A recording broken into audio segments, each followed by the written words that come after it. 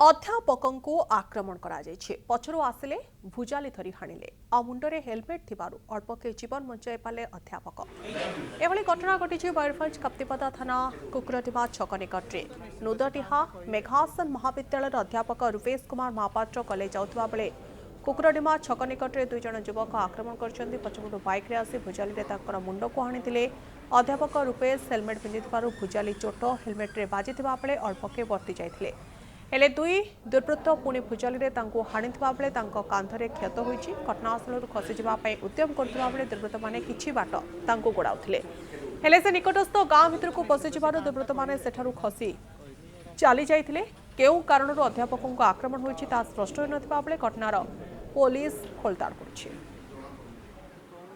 College जाउथली मेगासन college नुदडीहारे मु job करे मु कॉलेज जाउथली 11:05-7 भितर हम कुकुरडीमा स्कूल सामने मु पारेवा अवस्था पछाड़े देखली गोटे बाइकटे बहुत स्पीड मुझे जस्ट साइड दवा अवस्था सी आसला हठात गोटे कटुरी मो मुंड को अटैक कला।